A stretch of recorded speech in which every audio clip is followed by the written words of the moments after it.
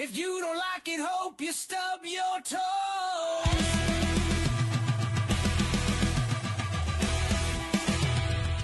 What's up, weirdos? Welcome to Fun and Bummer, where we talk about the good, the bad, and the just fine. My name is Carson, and unfortunately, some more personal stuff has been coming up for Theron, and so he will need another week off. But fortunately, my buddy Bryce Allen Moore is able to. He was able to see the movie and hop on to record for this review with us. How you doing, Bryce? I'm doing good, man. I'm excited to be here. Thanks for having me. Absolutely. I'm excited to have you. Bryce and I also go way back. Yeah, we do. We have been how long have we been stuck with each other now? Oh gosh, we got really close in fall 2017. We were working on a play together. God. It was sophomore year of college. My sophomore year of college. Yeah, we did college theater together and college improv together specifically was a big part of it. Yes. And we're still stuck with each other even after graduating. He won't go away. He tried. If you're listening to him, he won't go away. I quite literally left town and then came back. Yeah. There's no getting rid of me. Oh, that's a heck of a story. Oh, we'll tell that sometime. Well, I'm sure we can spend an episode on that at some point. For today, we're going to be talking about the new Captain America movie, Brave New World. Before we fully get into it, what's your experience or like where are you at with the MCU? Have you seen all the movies? Where are you at with it? So I've seen everything up through Endgame, and then I'm real spotty from there. I watched WandaVision, and I really liked it when it came out. I watched Moon Knight, and I loved it. Excellent. I wasn't such a big fan of Falcon and Winter Soldier. I thought a lot of that was just kind of done halfway. There was a lot of I didn't personally care for the political commentary in it. I understand that was the point of the show. I didn't think they really did enough. I thought it was a little too vague in some ways, and I thought it was sort of done halfway in some ways. I felt like there was a lot of rhetoric that's just being parroted in that show. For instance, when Falcon, who's then Captain America, looks at some official and just says, "You need to do better," and it's like, that's all anybody can say is do better, but somebody define that for me. But that's just my personal take. Theron and I quote that all too often. You gotta do better, Senator. Exactly. I saw the Doctor Strange Multiverse of Madness, and I liked it at the time. Then I thought about it. So, I don't care anything. I mean, the MCU, I love everything through Endgame, but, after that, it's just kind of like, it's okay. It's not as great. Also, No Way Home. I absolutely love No Way Home. But, yeah, I mean, past all of those things, it's just like, what's the direction to me? What's the big picture? That's the biggest thing for me is like, there's not a lot of direction anymore. And the thing I used to love about it is you could kind of see how it's going to connect into the bigger picture, the bigger overarching story. Versus now it's like, I don't know who's coming together. We introduce all these other people, but do they matter in the grand scheme of things? Also, just because I want to throw this out there, Vincent Van Hinta, a buddy of mine who I met on a film set that was filming in Harrisburg, Arkansas in 2019 in the summer, is an extra on the very first episode of She-Hulk. He is... Vinny! Yeah, we love Vinny. He's the skeevy guy. I don't remember now which number he is, but he's skeevy guy number 1, 2, or 3, and he's the one that says, "What's your name?" So shout out Vinny if you happen to be listening. Just because I happen to know this guy, and I'm very happy to say that I know somebody who is an actor in the MCU. We know a guy that is officially canon to the MCU. That's right. regardless of Regardless of what the you think of She-Hulk. regardless of the fact that it is She-Hulk that he is canon to, it is still despite how the majority may feel about the Yeah, show, it still counts. that's right. Go and Uh watch the first episode just for that, and then just don't watch the rest of the show. I didn't. Just watch that. So, um yeah, we a fair amount of the things that you have brought up, I have some type of feeling we're going to dive more into. I had some similar thoughts coming out of this movie. yeah, Um, even also going in, but especially so coming out. But we'll get more into that in the spoiler section. What were you excited for this one going in? I know you said you've been kind of spotty and pretty up and down with the stuff since Endgame, but right. even with we'll say middle lane feelings about uh Captain America Sam Wilson, despite the Yeah. middle feelings about his show before this, were you excited for the movie or were you pretty cautious? Did you have no interest at all? Where were you going into the movie? Personally, going into this movie, I wasn't necessarily looking forward to it. I didn't have any plans to see it in theaters until Carson literally asked me if I would record this episode today. Uh, It's true. It's very true.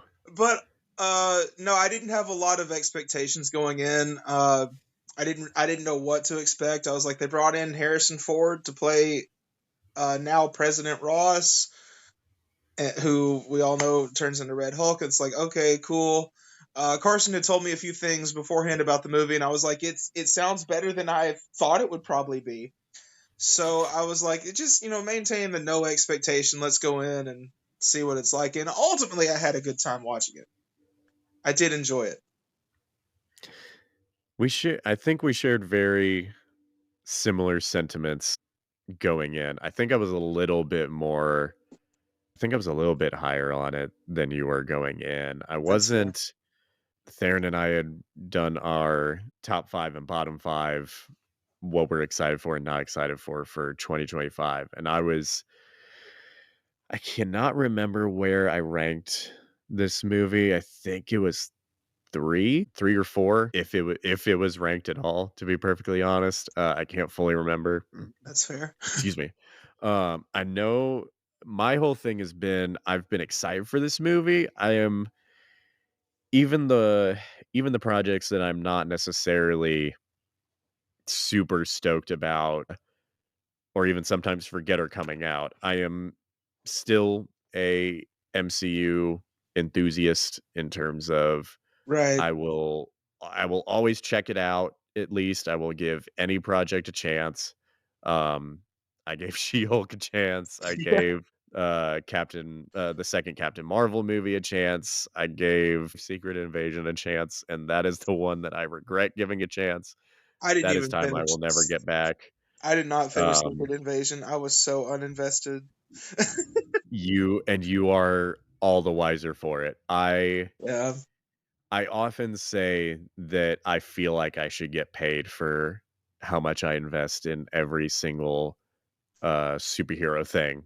We'll just get If it famous at is, this, and say that again. just get famous at this, and you will. I mean, honestly, I'm trying, bro. I'm I know. trying.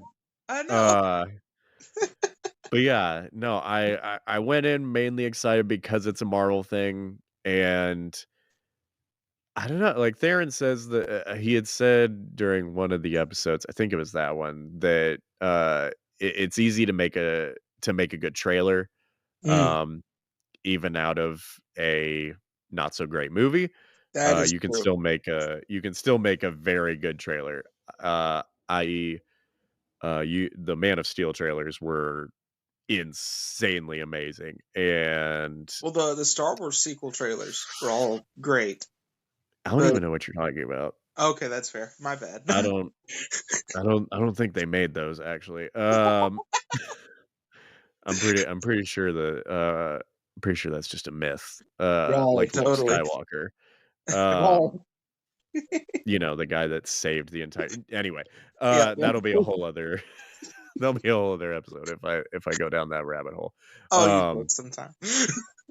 But yeah, the trailers still sucked me in. They still got me excited enough. Again, we'll talk more about it in spoilers, but they made it very clear they were trying to go back to Winter Soldiery type of vibes, Yeah. and uh and so I was invested, and I enjoyed Falcon and Winter Soldier enough to be at least more invested in Sam as the new Cap for the movie. And then it's really hard not to be excited when they show that Red Hulk's going to be in the movie. That's Uh fair.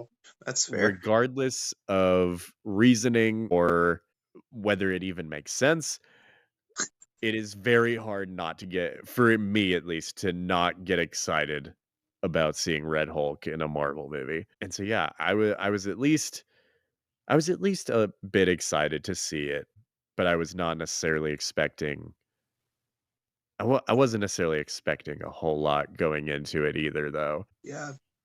And then I've also been keeping up a lot more with the, like, behind the scenes stuff, and that also kinda dampened my excitement a little bit, but again, we'll get more into it in spoilers. But non-spoilery thoughts coming out of it, I'll go ahead and say I liked it a lot more than I thought I would. Not as much as I would necessarily hope out of a Marvel movie, especially with as much as I've enjoyed some of the more recent stuff with Deadpool and Wolverine, Guardians 3, like you said, No Way Home.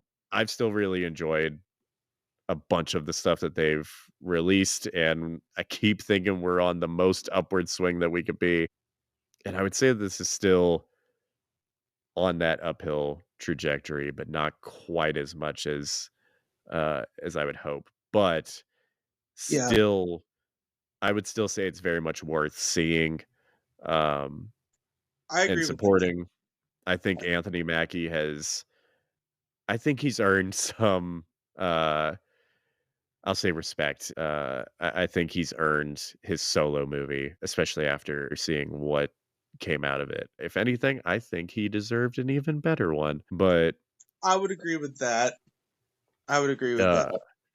he has been around for over a decade now in the MCU, and Yeah, he uh, does. yeah, he earned, without spoiling anything, in my mind, he earned the title of Captain America in this one, even more so than he did in the show. And yeah, I would say go check it out. Um, Bryce, what were your non-spoilery thoughts coming out of the movie? Uh, the biggest thing to me is I wish they would go back more to fundamentals. There's a lot of going back to Mm, basics in this movie, I think, but mm, I wish they would do a bit more because as much as it is a really good time, I will say non-spoiler, I don't like the ending. I don't like the way they oh, wrap it up. I really don't. Because to I me, cannot wait to talk about this. yeah, to me it kind of comes out of nowhere and doesn't quite make sense, and I think it's just a storytelling thing. But I mean, if you go back to fundamentals in storytelling, these are actually easy to fix problems in my opinion. But overall, it's a really fun movie. The action is all so much fun to watch. We see some cool things some things that we've kind of seen before and some things that we have not seen before. It's just enough of like it's a good mix of the two, especially in the action, and we'll talk more about it in a bit. Um, that I think audiences should really enjoy and appreciate, especially when they really think about it. Uh, and it's such a small thing, but I did really enjoy this movie. I had a good time watching it. I'm glad I went and saw it. I won't say that it's that impactful being in the theater personally. Mm, Some movies, like if you go and you see Empire Strikes Back, the thing is, when you get the big reveal, Vader is Luke's father in the theater, that's just so much more impactful. Or the in Endgame, I am Iron Man in the snap, it's so much more impactful in the theater. I don't think this really has anything quite like that for the theater. but it is worth seeing. Whether you wait till it comes out to buy on Blu-ray and DVD or on Disney Plus or whatever, it is worth watching. Well, with that, that's your final moment of non-spoilers. If you haven't seen it yet, please go watch it.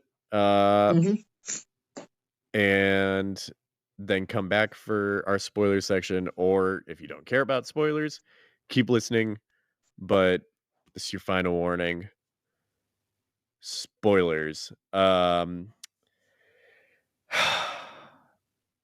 jump into the cons, the not so good stuff, first and foremost. To get right into it, I brought it up earlier. They really wanted this movie to be like Winter Soldier. Yeah. I don't think they fully. It's a weird mix to where there are two big beats to me that stood out. Yes. That really pointed to Winter Soldier. And the first one is in the opening action sequence. He's fighting that guy. He takes off the glasses, which is like Cap taking off... Steve, I'm sorry. It's like Steve taking off his helmet, and he puts down all of his gear. Steve put down the shield. Who was Steve fighting? Was that Batroc? Batrick. The okay, Leaper. Yeah. Batrick, yeah. When Steve is fighting him on the ship, it was very much that moment, I thought. That stood out to me tonight. And then when they're like in the base and Stearns pops up on them, it's very much to me like when Steve and Natasha were in the old German base, and whatever the German scientist name, I can't remember his name. Zola. Dr. Arnim Zola. Yeah, when the Zola AI kicks on, to me those were two major beats that really just stood out from Winter Soldier, and I'm like, excuse me. So, yeah, no, that was my thing. Was there were, in a way, I liked that they went for the Winter Soldier vibes, but then at the same time, they flat out stole from Winter Soldier. They did. In a lot of ways. The first one being the mind control stuff. Yeah. They did that. Which they also did in Black Widow. Yes, they did, and that's true. I feel like to give Black Widow a little bit of praise. Spoilers for whenever we get to do our MCU ranking episode. I really enjoyed Black Widow a lot more than a lot of other people seem to, but I thought that maybe I think it doesn't deserve quite as much hate as it gets. I agree with that. I mean, I think a lot of people I think a lot of people are just turned off by what they did with Taskmaster, and they allow that to overshadow everything else that the movie does. Yeah. But that's just me personally. If you don't like it for other reasons, that's also perfectly fine. But for me, I think that movie nailed more of the spy aspect, so it didn't necessarily feel... Plus, I feel like they differentiated the Black Widow stuff at least enough from Winter Soldier to where it didn't necessarily feel as much like a stolen plot point, because you can do the mind control thing and it be right, because Black Widow and everything. The whole thing with my biggest gripe with Black Widow is that they did mind control, and so that all of these women, all of his widows, they can't help but to do whatever the guy wants them to do. Right. But like other than that, like it doesn't take the story beats and the moments that Winter Soldier takes, of having this moment that was from Winter Soldier and this other moment that's from Winter Soldier, like this movie did. It's just that, like, it's a plot point. They use it differently. And so if you appreciate the mind control aspect of Black Widow, then, fine. That's whatever. Personally, I'd get a little bored with the mind control thing. I'd like to have people just simply be on the other side and believe in the other side. That's whatever. That's a separate discussion. Yeah, and speaking of Black Widows, Agent Ruth is Mm, ex that's me. Black Widow apparently, and it doesn't matter. Yeah, it doesn't matter. This is a big gripe of mine, actually. There's a point where there's a guard that's being mind controlled by Stearns. Mm, He's in the prison, and he kills two of the shooters that tried to attack Ross. yes. She has so much that she has her weapon drawn. She tells him to stop. He's got his weapon drawn. He's pointing into the cell. She's a former Black Widow. Shoot him. She fully should have shot. I She mean, should it's have like, been fired, to yeah, be just like, perfectly honest. for But real, bro. Shoot him. I sat there and I wrote that down immediately. Ex Black Widow should have shot him. She had time. You'll never convince me that she didn't have time to shoot him, and that it bothered me so much more than it should have. So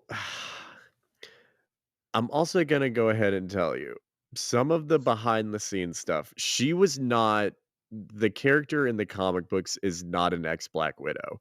I understand why they changed her character. You will too once I explain. But Okay. they honestly could have just cut her entirely and it would have changed nothing about the movie. If anything, they could have Yeah. just had, I forget what her name is, but they could have just had Sam's friend fill in that role a little bit more, have her just do more stuff in the movie. That is true. She's just on Ross's security detail. Right. She's like chief of Secret Service or something, essentially.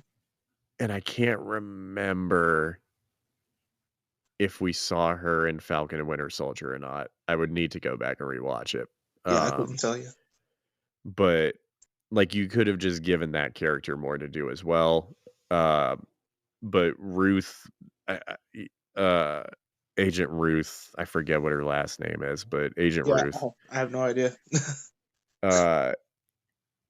She didn't really provide anything, and it was kind of frustrating. For one, she even got a battle suit when they were on the boat and didn't do anything. That felt like an obvious, like, there was more to this scene, but then they cut it. There were a million reshoots on this movie. I could see that. They more or less completely changed.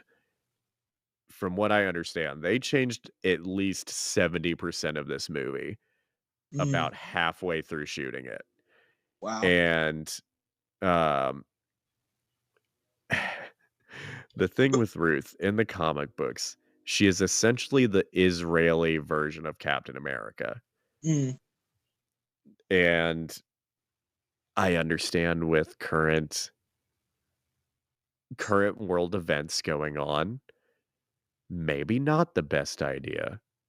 Fair. To include that, regardless of where you stand with anything, maybe just not the best decision to include. I don't know whose idea it would have been to include that character, but it feels a little the only purpose she serves, careless. The only purpose that the ex-Black Widow Ruth serves is to look like she's somebody who's just on Ross's side early on, which in the end does not matter. You could do more story-wise with making it look like Sam's friend is not really his friend for a minute. And then it turns out, oh yeah, she is. But I mean, you run into sort of a hole there because it's like, well, is that a cop-out? Because it's like we've established that Sam trusts her, the head of the security detail, not Ruth. We established that Sam trusts her. That is his friend on the inside who will let him know if Ross does anything out of line, which, by the way, that doesn't happen either. No. He just says that that's the thing. And I mean, then she fully sees him with red glowing eyes at one point and doesn't say anything. It's true. She doesn't do anything until it's too late. But the acting job between the two, we can tell that they're friends, whether we've ever seen them together before or not. Because for sure. I don't remember seeing her in anything. So props to Anthony Mackie and whoever the actress was that played her, because you can tell that they're good friends. They have a rapport together, just in their scenes together, and that I appreciate that. But it's kind of a cop out if you make it so that like she's Ross's agent and not Sam's. And then when Ruth comes to save Sam and the new Falcon, is his name Joaquin? Is that what they Yes. called him? Okay. Which I have thoughts on him as well. Oh, we'll get to that. Oh, yeah.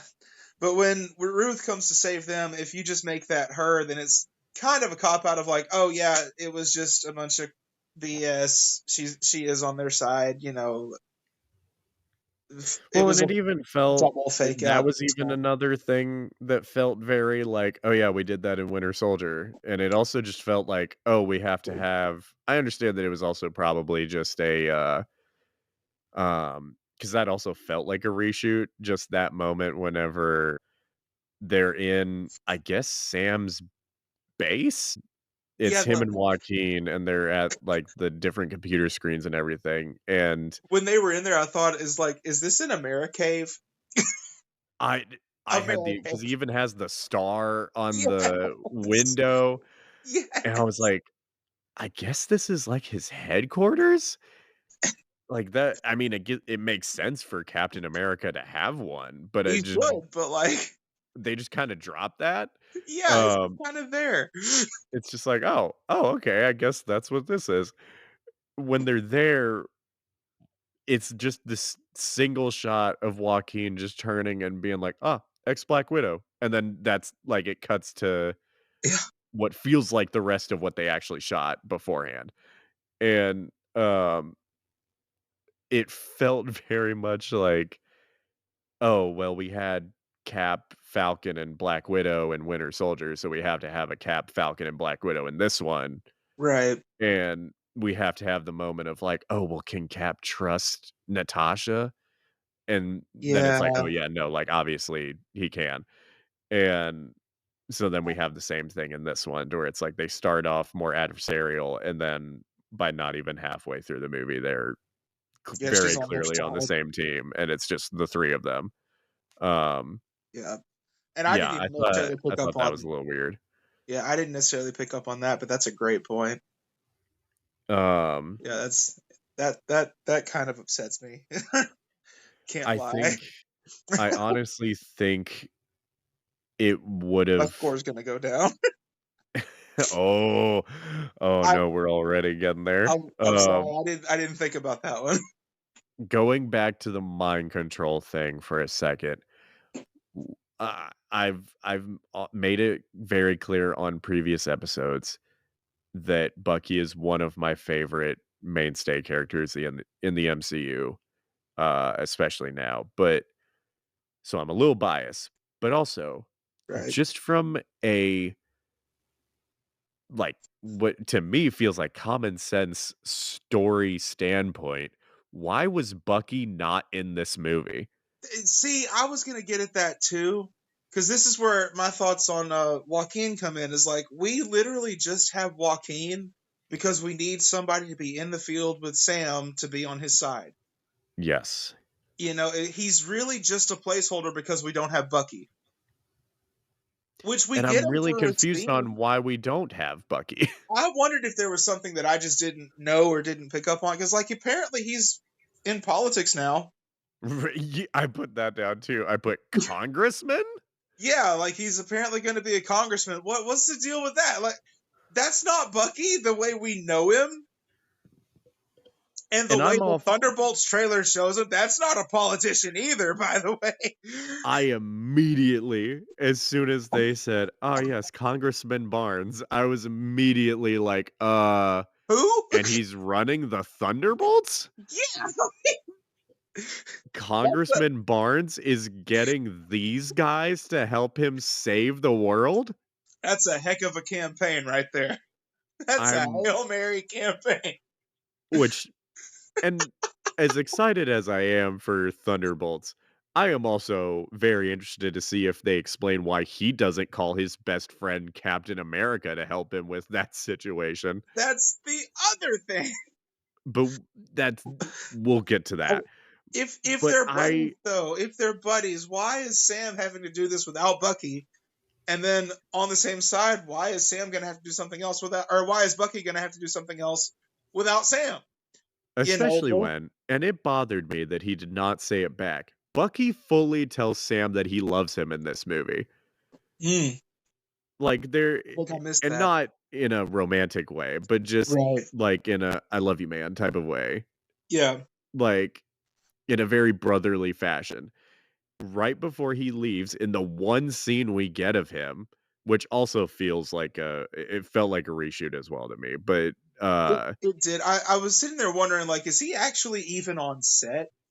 it felt very like, oh, we need to, even if you saw Falcon and Winter Soldier, we gotta have this scene because gotta put clearly him we in need to there. have the scene.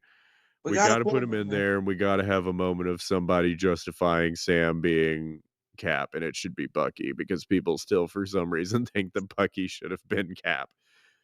Yeah. But like at the very end of that scene, he's like, I'm pretty sure he literally says, "I love you," and then walks off, and Sam just nods at him. Say "I love you" back. Yeah, for real. Come on. For one thing. For another, where were you before all of everything that was happening? Yeah. And secondly, why aren't we sticking around? Like, Well, he can't stick why around. was He's Bucky? got some campaigning to do and like a He's got political some charity. campaigning to do. That's why he's It leaving. That's the reason they give. right. But no, But it I just I mean, don't especially when Sam even makes, and this is a gripe within a gripe. Sam even has a line about I've got a friend that had trigger words that would send him into a mind control rage and all of that. yeah. However he phrases it. But he says something about having a friend that's gone through mind control before. Yeah. Just on that, why are we not bringing him in Yeah, for real. to 'Cause maybe help with the mind control problem? he can identify what's going on. Because that's the other thing. They don't ever actually. Well, they do identify the mind control, but it's kind of by accident. Yeah. And it's sort of accidentally like, oh yeah, by the way, they know what it is. They know what they're watching for. But we also don't follow through on that of they can use it to their advantage or anything. Because they play like some song. I don't know what the song is, but like they play a song and that triggers everybody that's under Stern's control.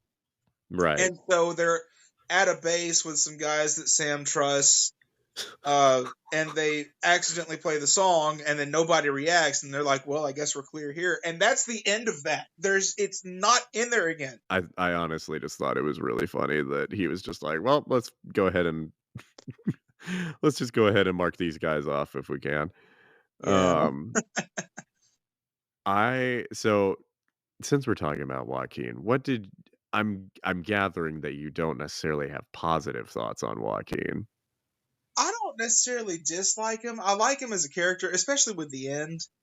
Right. You know, he grew on me, but it kind of feels like it feels like there's something we've missed because we've never seen him before. Correct me if I'm wrong, but I don't think we've ever seen him before or met him before.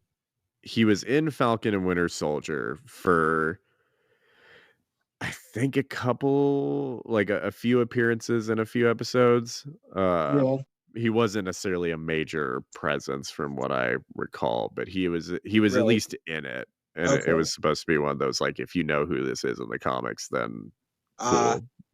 Well, so my point will still stand. We don't know him well enough to have an attachment to him in this Correct. movie. And I mean, that's one of the biggest things to me is that we don't really have nearly enough attachment to anybody for any of this to happen besides Sam. Right. And even worse, to go into another point, where you said that you felt like Sam earned the title of Captain America in this, I think that the writing is intended for him to earn it. I'm not going to say he didn't earn it. I think he does earn the title of Captain America ultimately, but I will also say that to me, the titular character in this movie is probably the least interesting character. That's fair. I think the That's most fair. interesting character in this movie is actually Ross, and we don't spend nearly enough time on him. I would I will also the two characters that I was most attached to in terms of figuring out where their story goes was Isaiah Bradley and Yeah. President Ross. They Yeah. were easily the two that I was most attached to. And unfortunately for both, we do not spend We don't nearly spend enough time with nearly either one of enough. them. Yeah. The thing with Bradley, like, it's sufficient in terms of what they're doing with him. You know, we know him well enough. We know he's been hurt by the government and he has a strong mistrust of the government. And so then we develop that issue again and we go into it again and then we resolve it. In my opinion, we resolve it a little too fast, but we do resolve it. It's not so bad. The problem I have with Ross is that we resolve everything much too quickly. We open some things that I think are really good and really interesting. And then we find out that he actually is a good guy. And it's like, why is he a good guy? Because we open and he's immediately playing he's immediately playing the political game. He's playing politics. He's all about the image. He wants to restart the Avengers Right. because it's what's going to look good to the people. And I mean, he says he has a good reason for it. You know, without the Avengers, half of the people in the world aren't here. And so, like, that's great and all, but that sounds like a politician's answer of, you all know that. It doesn't matter that I think that or not. You all know that, so you'll elect me again if I do it. And that's sort of what's coming across, and I think that was the intention. Because for sure. Yeah, there's a lot of things that he did that I really appreciated what they were trying to do with Ross, but I don't appreciate the way we told the whole story. Because I would have to go back and rewatch it. I believe that it was a different president in Falcon and Winter Soldier that had said John Walker is the new Captain America. It was from what I recall. And this also leads into a broader MCU problem of making it very clear that there's no real plan for a lot of these things. And it's also, at least in part, just kind of not worrying about the stuff that didn't work. Because for one, I think because there have been very hit or miss, mostly middle of the road leaning negative reviews for this movie. And there are varying reasons for that, but I think one of the things that hasn't helped this movie is that Sam's first appearance as Captain America and the point where he really does become the new Cap was a TV show. Yeah. And that's no shade to TV. They really tried to sell the Marvel television shows as like their next big thing to do. Like, the shows are the thing to watch. Yeah. But there is still a stigma associated with it, especially with Marvel TV, that it's movies are the big time stuff. Yeah, I mean, TV is always considered lesser. In fact, I remember something. I don't remember now who the actor was, but it was somebody that was famous actor, has been in lots of movies, and he was on a TV show. And my mom was like, "Well, why is he doing a TV show if he can be in a movie?" And it's just, there's that certain stigma with it that's like, TV is lesser than film, and in some ways it is. But when it comes to the MCU, the way it's going at this point, and Star Wars is like this too. It basically, so long as you're within essentially the Disney group, I'll call it a system, the Disney system, you are a part of this giant cinematic universe that now wants to create different types of things in different formats. The only difference is when you put out a show, you're not going to be able to sell a theatrical release every week. a new theatrical release every week. So you're going to have to put it on your streaming service and put out a new episode every week so that people watch it, and they'll buy the subscription service. That's where the economics and the financial side of it kind of makes it harder, because it's an event to go to the movies. It's For still sure. it's still a big event. It's almost like going to see a play, and you're getting a bunch of people together. It's like going to see a play or a concert or a comedy show or anything else. All these people are coming together, strangers, leaving your living room to collectively watch whatever's going on. If it's a movie, you're collectively coming to watch this movie, and this movie is fresh and new, and you can't take it home with you yet. It's that new. So putting out a TV show, they're putting it directly in your home. It's not big enough to be where you can't take it home yet. So that's why there's the stigma on TV shows, and it's unfortunate, but it is a harsh reality. And so putting the Captain America transition there instead of putting it in the theater, by default it cannot be as monumental. If they could have saved it to this movie, then it would be worth seeing in the theater. That would be its big theatrical moment that it, in my opinion, is so lacking. And I honestly, because that would be a thing that I do agree with you. I think they could have combined some stuff from the show and this. I think they could have done a meld of the two and gotten a much better product out of it. And I think that people would. I think Sam as Cap would be higher ranking for people in terms of importance and just like overall popularity. I think that he would be doing a lot better had Marvel treated him better, if that makes sense. And given him more of that, like, no, this is the new Captain America. This is a big deal. This is an event. Getting more into the realness of it, it is a big deal for a black man to be Captain America. That is a big deal no matter what. Which you also have to consider what the political climate was at the time and everything that was going on at the time. Because that show, correct me if I'm wrong, didn't that show come out in 2021? Or was it 2020? I believe it. So it was 2021. But it was supposed to come out in 2020. There were a lot of things that were supposed to come out that year, and then 2020 happened. So it came out in 2021, and it suffered various things because of that. But yeah. Right, because that's kind of what I'm getting at, is COVID kind of prevented having something like that be a theatrical release anyway. For sure. You couldn't go to the theater. So that's part of it. Now, they had already been planning to make it a show anyway, so how much did COVID really affect that aspect of it? I don't know.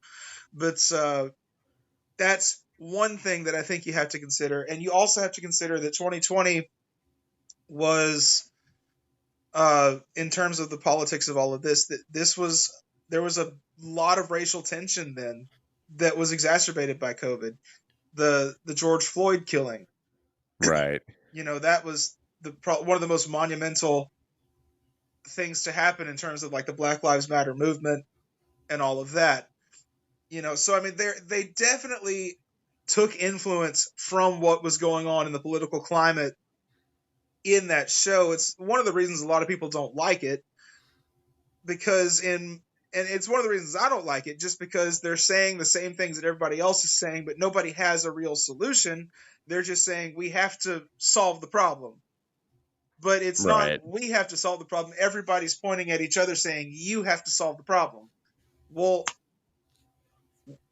you have to also remember that just because you think there's a problem doesn't mean everybody agrees that there's a problem or what the problem is. Everybody talked about everything as if it was all objective fact. And we live in a world where, truthfully, nothing is objective fact anymore. everything in my Sure. opinion. So that's one of the issues that I have with Falcon and Winter Soldier.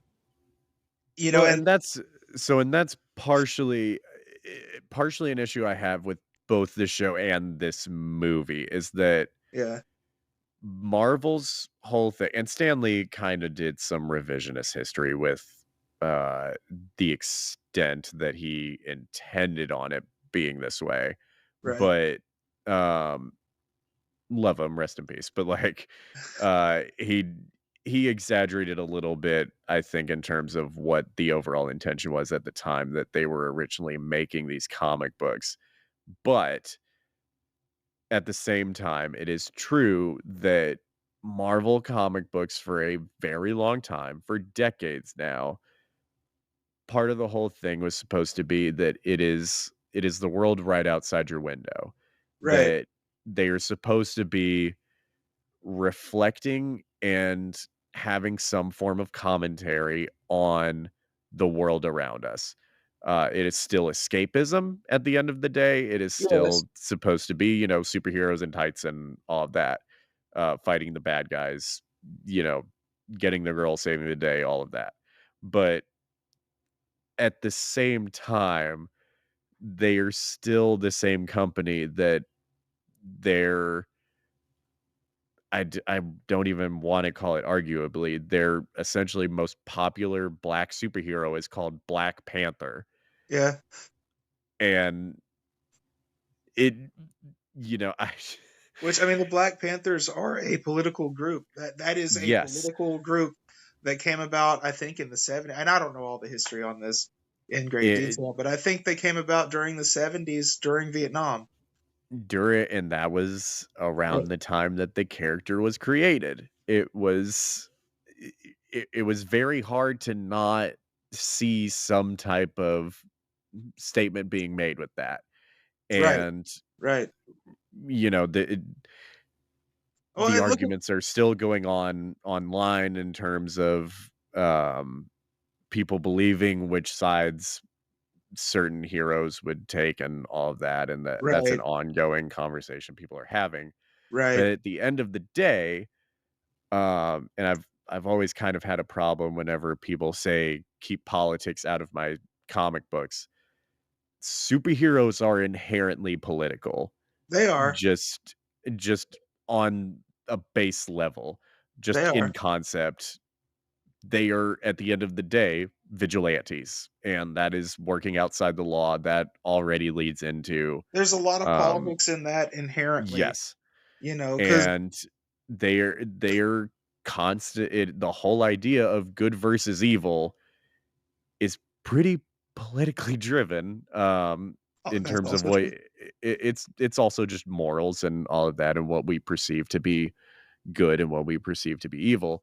But comic Marvel especially has always been pretty politically driven, and I think I understand I understand wanting to appeal to masses and all of that, but I think there was a missed opportunity with both the show and the movie to make more of a statement, even if Yeah, people didn't necessarily all agree with it. I think when you have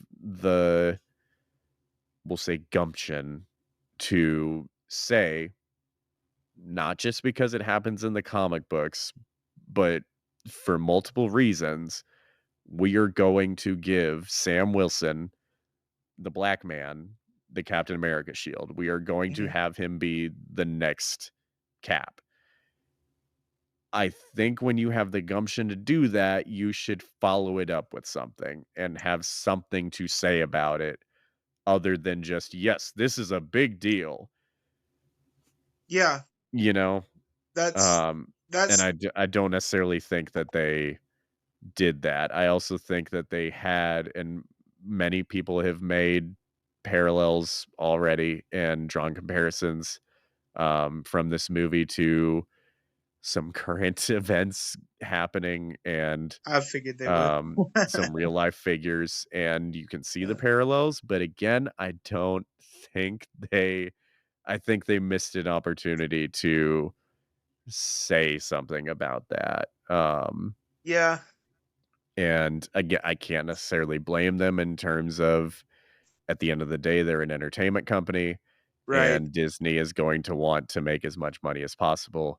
Well, Um, there's but still a way to do it. I mean, because you have to toe the line in a lot of ways because you don't want to alienate your audience. That's the correct. last thing you want to do. But uh, there is still a certain truth that sits with all art, and this goes back to something that one of our acting professors taught us, Mark Williams.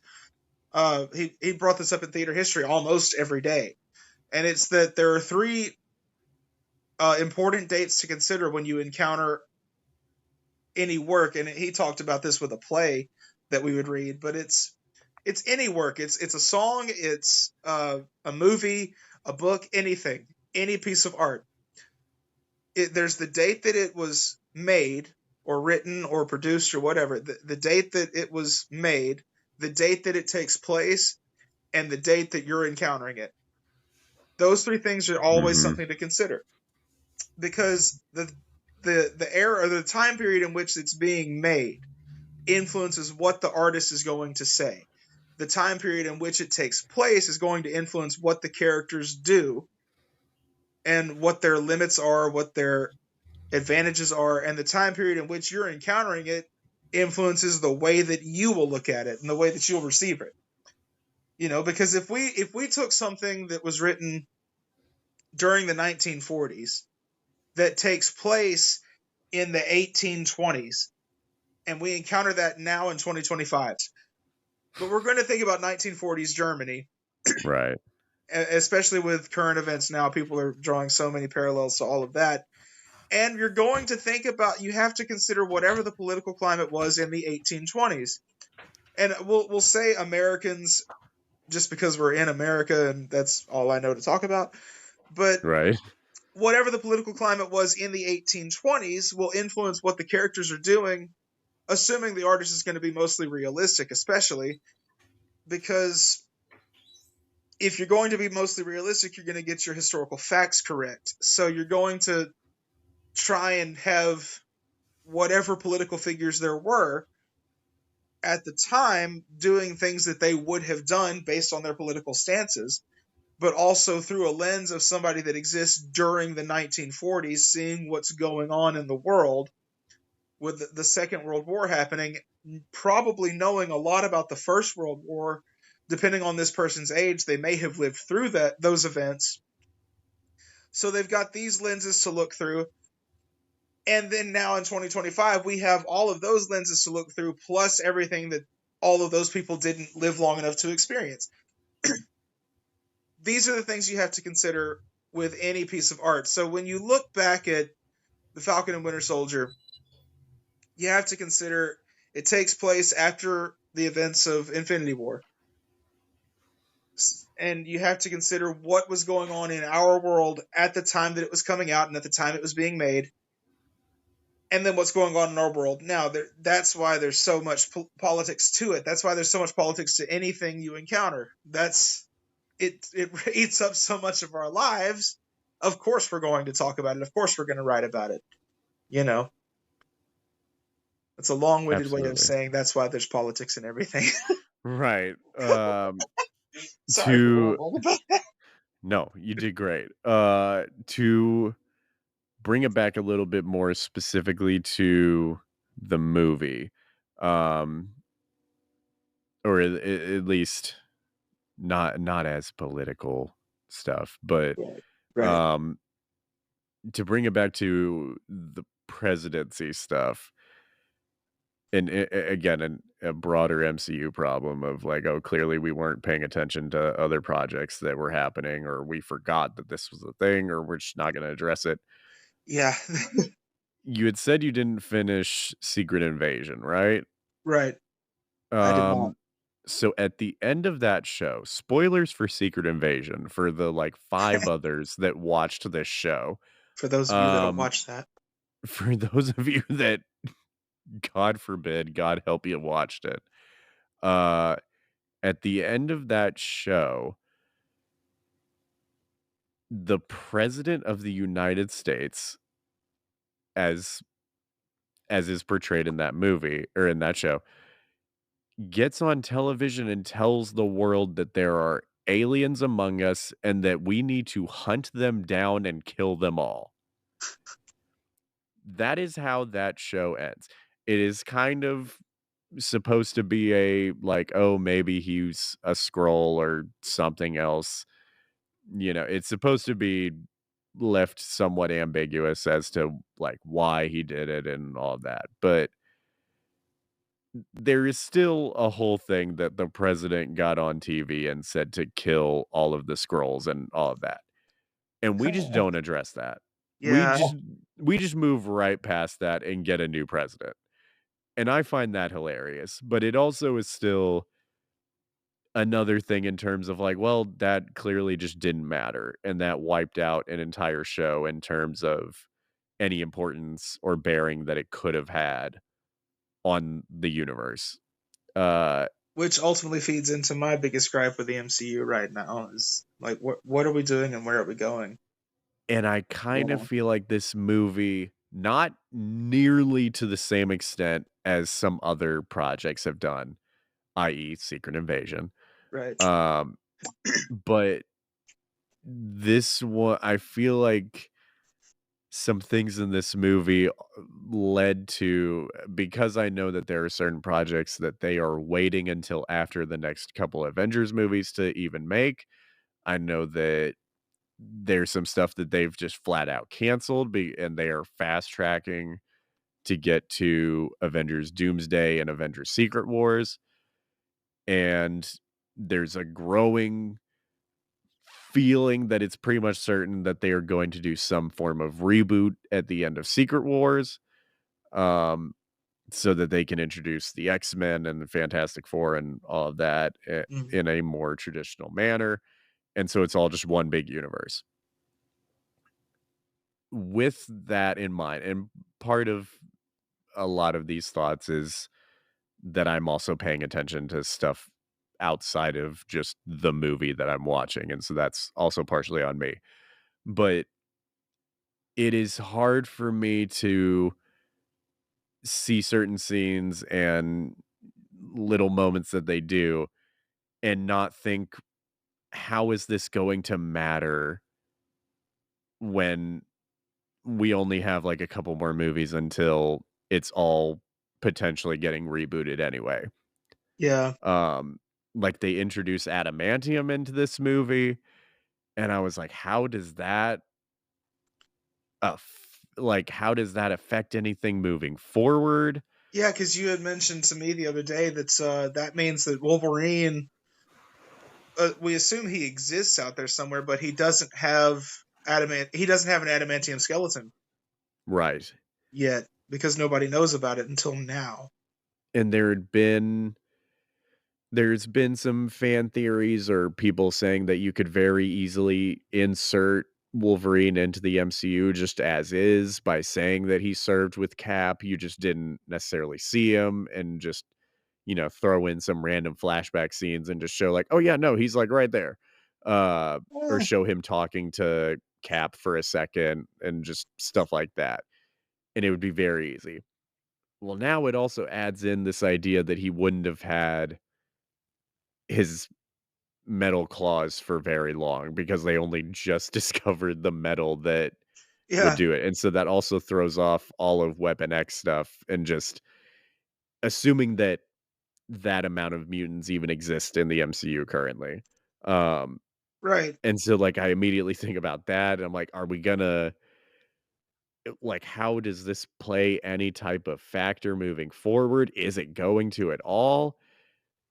It just and then the post-credit scene, where Sam is talking to, Stearns, the leader, who's supposed to be the quote unquote main villain of the movie. We'll get back to that. But, he's talking to him in the raft prison, and it's one of the most nothing post-credit scenes that they've produced, and they've produced some pretty nothing post-credit scenes, but Yeah. Uh, it's very much just him basically saying some bad stuff is coming, Yeah. and I mean, like that's it. He hints at the Um, multiverse. You know, he mentions about yeah, protecting this world, but like protect it against the other worlds. So I mean, like, right. I'll give him credit for that one. I don't think it's that bad. To me, I this give is him a credit step for in the right that. direction.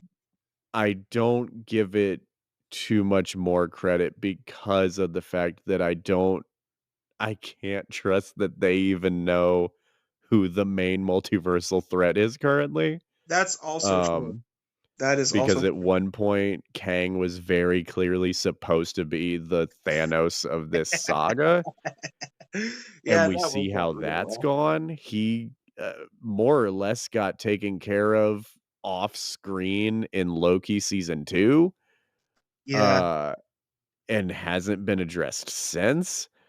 yeah, And again, it gets into the bigger, as you even brought up, bigger gripe of the MCU currently of just like, does any of this matter? right. Like, is any of this leading really to anything? Right. Um, 'Cause because the bigger problem with that is not so much just that like a lot of things are happening that don't matter. It's that it seems like they're trying to set something up, but it's backfiring. Because they yeah, also put Kang in the Ant-Man movie, which by the right. way, I did not see the Ant-Man movie. I don't know what happened. I just Count your know that blessings. thanks. But I've not seen it, but I know that that is the thing is that Ant Man went up against Kang in that movie, but like we've undone all of that. Not that we've undone it, but we're not doing Kang now. So it's this is Right. supposed to feed into the bigger picture, and suddenly that can't be the bigger picture anymore. So It does feel very much as I enjoy when they don't necessarily have to address, the wider universe, they can just do their own individual adventure, and then it yeah, also in some way plays a part in the bigger picture. right, Um, but we right. find and then we can find out later, like, oh my god, this is that thing, and like, oh yeah. And that's part of what made the Infinity Saga so great was being able to go back and rewatch certain things, and it's like, oh my god, this Yeah, all connects. you see where it matters, and You it's see where never it matters, the and the other thing I was going to bring up is it's never much. It's right. never a bunch of things. It's literally just the tiniest little thing. Like this is how it connects here in this one little moment. And then if you're really looking, you can find other little things in the background sometimes throughout a lot of the MCU. Versus now, they don't even know. They don't have enough of a plan to actually put those things in there, and it shows. And that's the thing I don't like about it. Now, the other thing that has made an issue for me with the MCU is there's been too much time in between projects that Yes. directly connect, and that's not specific to the MCU either. That also goes for the Joker movies, for me personally. And Right. I didn't see Joker 2. I don't care anymore. Ultimately, that was my thing. I don't care anymore. I'm hoping that I can get invested in the sequel to the Batman, but it's been 3 years now, almost 3 years. I think March is 3 years. It's So taken a minute. I mean, they're gonna have to do some work on that. And I understand things have happened. There's been a writer's strike.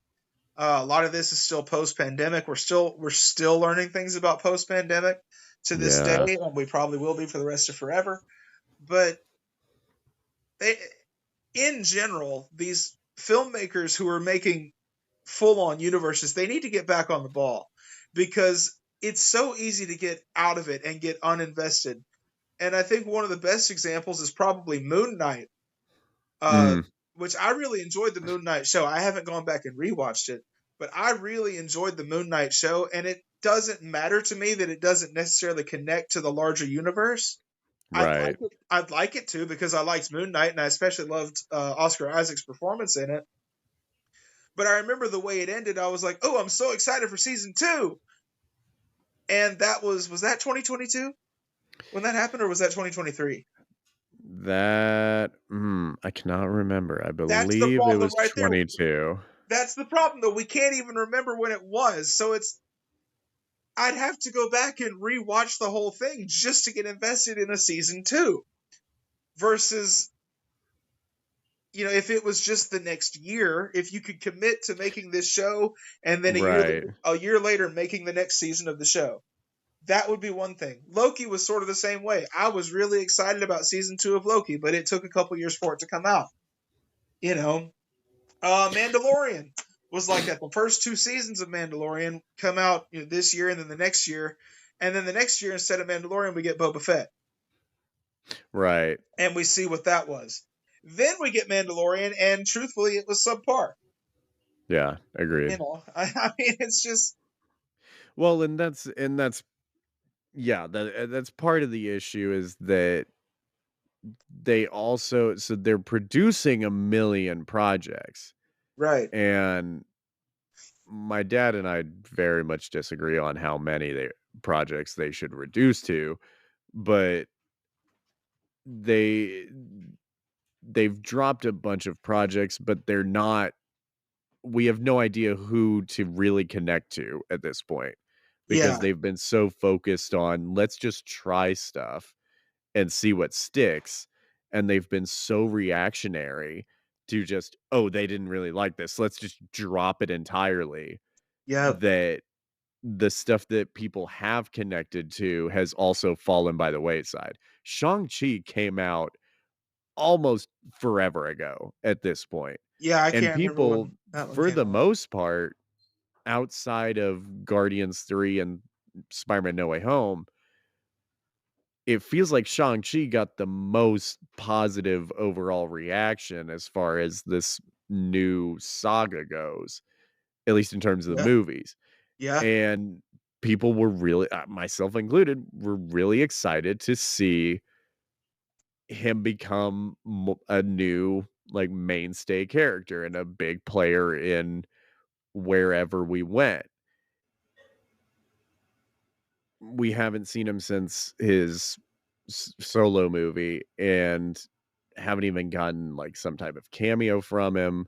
Yeah. No real references to anything in that movie. And then also it's been, I've heard, very up in the air in terms of when we're getting a sequel. And like you said, it just feels very like it feels too late right now. Yeah. And I mean, because that's had we one been of the sad... getting other projects that still connected to each other in some form or fashion, or at least had more consistent characters, because again, not to compare, but it's the MCU, so like I feel it's a fair comparison to make, that Right. in the Infinity Saga, I think some people forget some of the flaws of the Infinity Saga when they bring it up, but one of the things that I have to bring up is that they kept it very consistent in terms of who the titular characters were that we were following. They Right.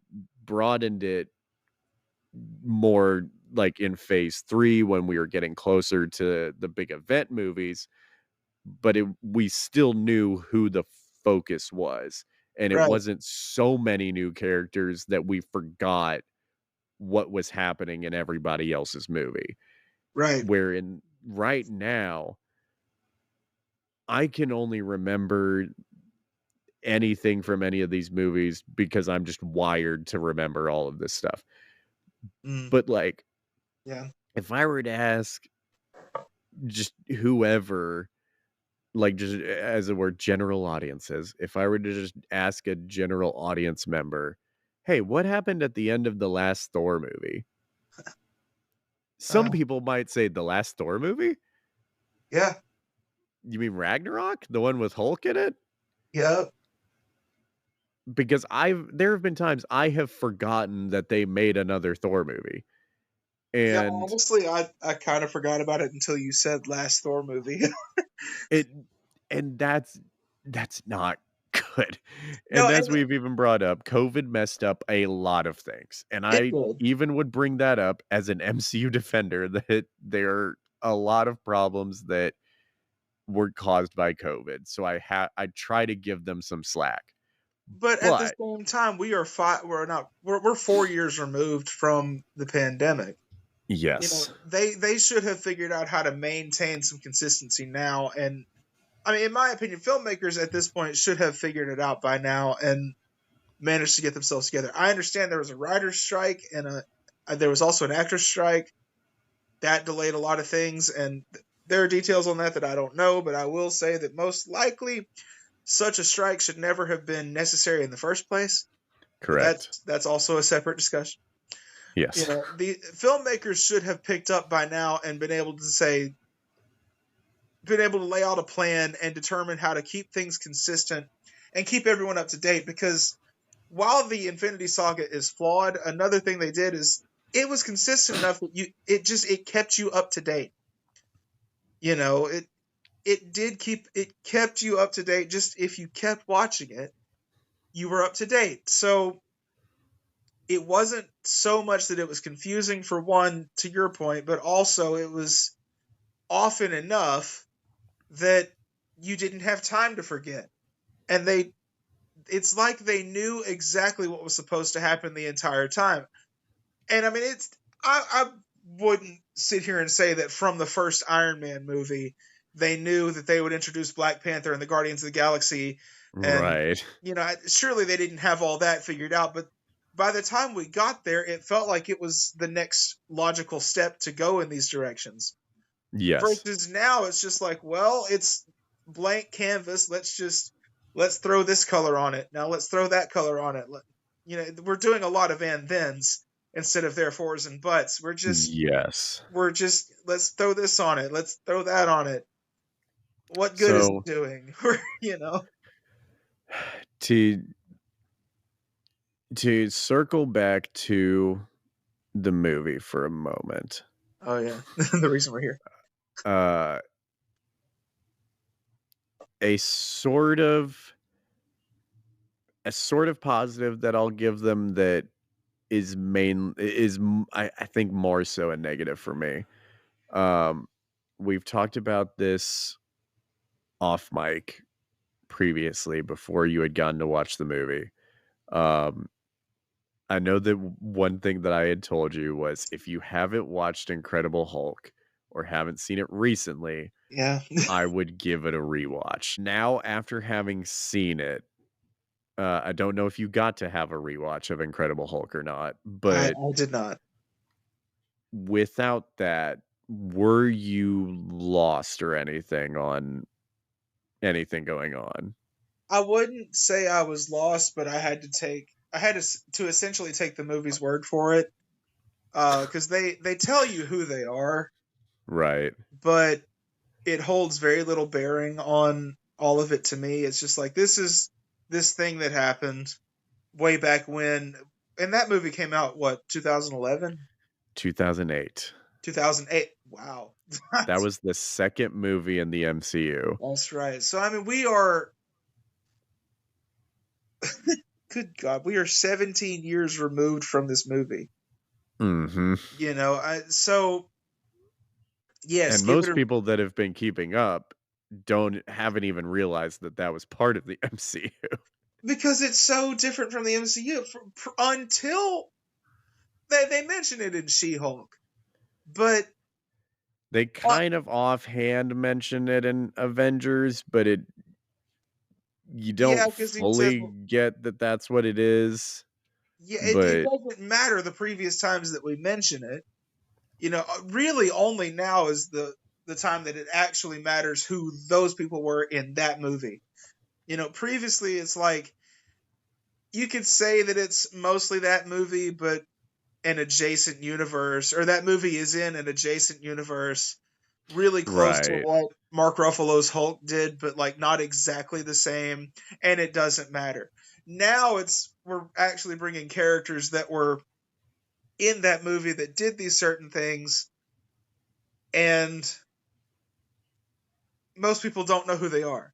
You know, because if you go back and you watch all of the MCU, most people, myself included, would just not include the Incredible Hulk movie. You know, it doesn't matter. It doesn't have a lot of bearing on anything until Captain America: Brave New World, which is hilarious because the Hulk is not in it. In any form. Bruce Banner's not in it. The Hulk is not in it. Just the Red Hulk. I kept waiting for Mark Ruffalo to show up in some way in this movie. It makes no sense. It genuinely, just like it makes no sense for Bucky to not be in this movie more, it makes no sense for Bruce Banner to not make some type of appearance in this movie, because it Absolutely. might as well be a sequel to The Incredible Hulk, even more so than it is a Captain America movie. Yeah. And it also, this was something I had said to you before you got to see it. Mark Ruffalo as Bruce Banner the Hulk has not gotten to interact with any of the people in this movie. Any of the Hulk uh, any of the Hulk based characters that are Mhm. in this movie. He has Yep. not interacted with Sam Stearns, the leader. He has not interacted with Thunderbolt Ross, No. either the original actor or now Harrison Ford. He has not interacted with Betty Ross, No. who is supposed to be Bruce Banner's main love interest. Not Natasha Romanoff, the Black Widow, but Betty Ross.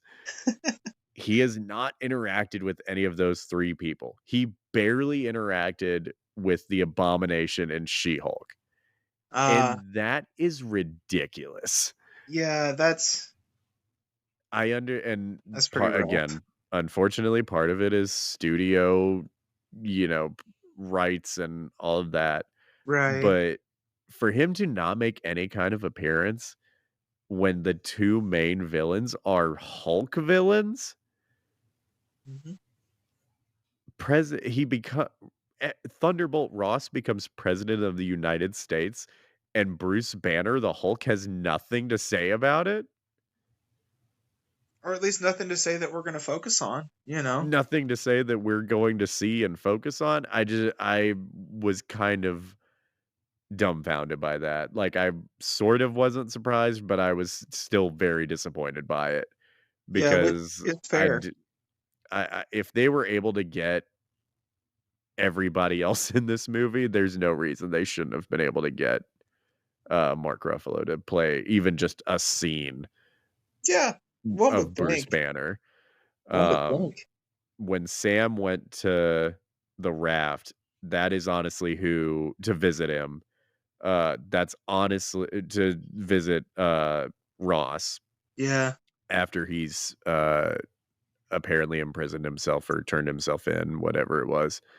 Yeah, he resigned as president and gave himself up. Which I guess let's just hope that whoever his vice president was is pretty okay. Um, Yeah, because we don't even know who the vice president is. which we have no idea. We didn't discuss But that. uh, Could have been John Walker. I mean, for all we know, it could have been Bucky Barnes, Oh, since apparently he's a congressman. apparently He's he's put himself into politics running for and Congress anyway. running for Congress. Whenever he goes to visit him and he says something about, like, you have a visitor, like, I knew it was going to be Betty because they had mentioned her so many times, and like him having the phone call and all of that. I Right. knew it was going to be her, but there was that part of me that was like, please let Bruce be the one that walks up right now, or both of them, excuse me, or both of them for that matter, like, just something. But no. Yeah. Or Which even have Bruce be the one to talk to the leader at the end of the other post-credit scene. I don't know. I found it very irritating to not which include him in some form or fashion other than some offhand uh yeah, just like the Hulk references. existed. Yeah. Which the problem that I have ultimately, unless you redo a lot of the movie, with trying to put him in those scenes is then you suddenly open up a whole new can of worms, and the ending is so, in my opinion, so rushed and so just thrown together as it is. And so to me, I think it's best not to have him in those moments with the movie that we have, just because like it just throws one more wrench in it that doesn't make Sure. sense. Because to talk about here's why I don't like the ending. Everything up to this point is, I say everything up to this point. A lot of the things up to this point are really good. It all makes sense. It flows well. And then we have the big fight between Red Hulk and Captain America. And Captain America manages to get him to, we get to sort of a standstill. Right. And then we have our son's getting real low moment. There was part of me that fully thought he might say it too. I was hoping he would, but he didn't. We have that moment, and then he calms down. It's like, that makes sense, and that's the last time anything makes sense to me. Because now it's like, really, Ross is just because he caught one of these little flowers from this place that he used to go on walks with Betty, now he's going to have a full change of heart and give up the presidency and turn himself in. Because, like, everything up to this point with Ross is him battling his past, because it still feels like, to me, when Stearns is bringing up his past and bringing up how Ross screwed him over, it seems to me like he's battling with Stearns just so that he doesn't ruin his legacy. Oh, very much so. Ruin his image. Not so much of like, I'm different now. It's more along the lines of, no, things are working now. Which it's more about protecting. Yeah, protecting where he is and protecting his power. So it's more about the image of it than it is actually stopping the bad things that he's doing. Right.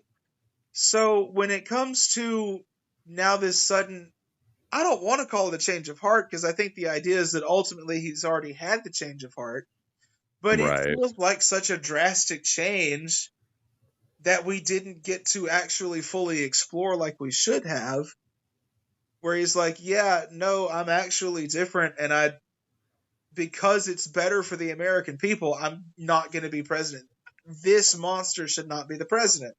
And it's like, that's great. I commend President Ross for that, but like, what? I think that there's a way to, because I do agree. I think and this is partially what I was leading to earlier. I think there's a way to make it, to have the resolution be that he really was a different person now and that he was trying to do better and all that. I think there's a way for that to be our destination and it work and it be satisfying. Yes. But I don't think that this was quite the way to do it. I had a problem with that being how he I had a problem with just that being the ending of the fight. It felt very not easy, because it clearly wasn't easy, but it felt a little fast. I think there could have been some more sprinkling of trying to talk him down throughout. Yes. But and this is something that I also said earlier, that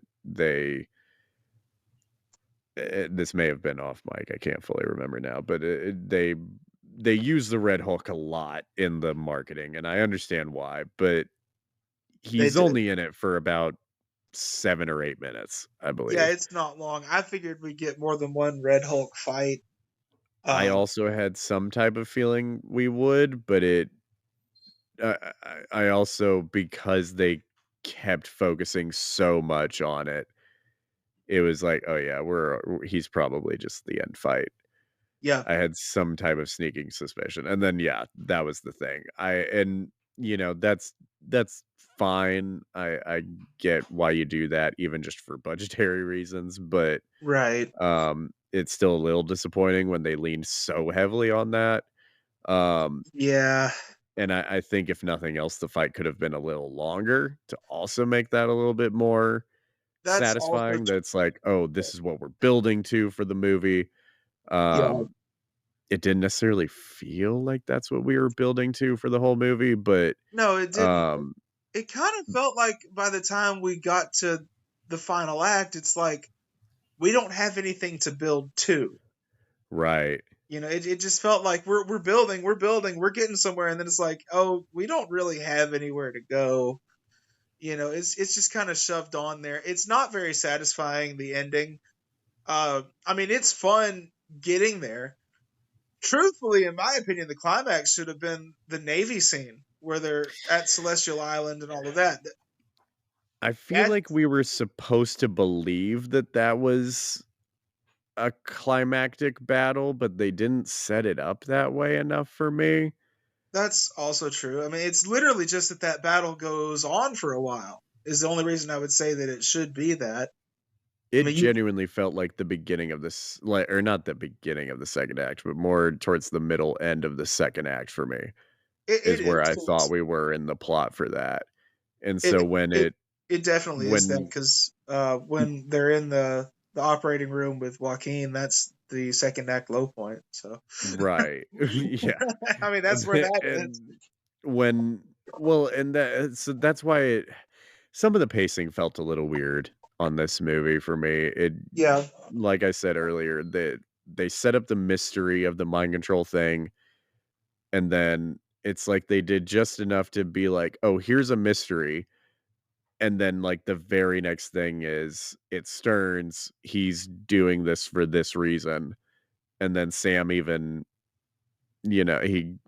I think if I can't remember the order that it happens. I think he goes to Sidewinder, Giancarlo Esposito, um the Serpent Society guy, Oh, that he fights at the beginning of the movie. the guy Um that played Moff Gideon. yes, That's another big gripe which I have with this is that like he plays the role extremely well, but he's just Moff Gideon. he is also he is a reshoot. He is an addition. He Ah, was okay, not in the original version of this movie. okay. The original movie was going to have it was a joke back when Captain America Civil War was announced that when they were announcing the different movies for Phase 3, they got to Captain America and they said it's going to be Captain America Serpent Society. And Ah, people were like, "Oh, okay, cool. Like another Captain America movie, great." Um, but not necessarily like super hype about it. They were just like, "Oh, okay, yeah, great." And right. then later in the presentation, they went back and they were like, "Actually, no, it's not Serpent Society, it's Civil War." And then people went nuts and, you know, got super Yeah, excited and everything. of course. Yeah. So now it's become a running joke that somebody at Marvel just has it out for Serpent Society and just hates them. Uh, they're basically just a big group of villains with basically a snake gimmick. They Ah, all have different snake names and different snake-based powers. so they're And just horrible WWE things. superstar Seth Rollins was supposed to be one of the Serpent Society members. And I personally am very disappointed that he was not in this movie. Oh, Um, I'm sorry. it it's fine. Oh God, I'll it's get over it offensive. eventually. But I'm honestly not gonna get over it for a very long time, if I'm I gonna be perfectly honest. I But know. uh yeah, no, the Serpent Society was supposed to be a much bigger deal. And then through the reshoots, they basically they were originally a lot more, comic booky and theatrical and all that, like had costumes and stuff. Yeah, Um, Still, from what I saw of the behind the scenes stuff, still believable within the world that we've set up, but also fitting more with what they've been doing recently with comic accurate suits. Um, it was a little bit more of that, and then for whatever the reasons, they ended up uh basically condensing it down and bringing Giancarlo Esposito in to play this singular Serpent Society member that more or less just shoots and has a couple of daggers. yeah, Excuse me. And he fills the Batrick role, or sort of Winter Soldier role, because he comes back, but yeah. just an There was, annoyance for our hero to face until to basically give him action scenes to do. yeah, Um, and yeah. I think they're well done, and I love him, and I love Giancarlo Esposito and everything that he does. And you can argue that he plays the same type of villain either way, but and that's fine. I think it's really fun. I think they wasted his talent. I Uh, I agree with that because I can't speak to what else he's done and what else he's in, but to me it was just like, oh, we brought in Moff Gideon, and it felt like they just told him, hey, be Moff Gideon. essentially, because that's how he acts. He's got that certain level of power, but the only difference is he's not at the top of the existing powers in this. Right. You know, because he definitely answers to somebody because he has a client, which is Stearns. So he answers to Stearns for the purposes of this movie, whereas Moff Gideon doesn't really answer to anybody. But that's the only real difference. I mean, I just don't think he was given nearly enough to work with. I You know, agree. I'm not necessarily criticizing him and his performance, because he, Oh, like and I it said, seems like he had a great time yeah, performing it too. yeah, because like I also said, he plays that character very well, but it's, to me, it comes down to most likely the director. They just wanted Moff Gideon, and I don't appreciate things like that. You know, I'd rather see the actor get to do something else. Because Right. And I I know I think know he can do Moff Gideon. overall, I think he can still bring the same vibe or the same level of presence that he does as Moff Gideon. I think he can still bring that type of energy and it feel different enough had they given him more to do. Right. Um, but again, unfortunately, that was not so much the case. It felt very much just like, oh, it's so that Sam has somebody to fight Yeah. every so often, which, and Yeah. I'll give it to him. I think that opening action scene is one of the best ones in the movie. Oh yeah. And then the final, we'll get into all that, but um, to kind of attempt to wrap up the negatives, because they have definitely taken up the majority, and unfortunately, I won't have as much to say about the positives, but Yeah. True. um, to attempt to wrap up the negatives, um, I bring it back to, I think that one of my biggest gripes with the movie is that they set up a lot of really great things.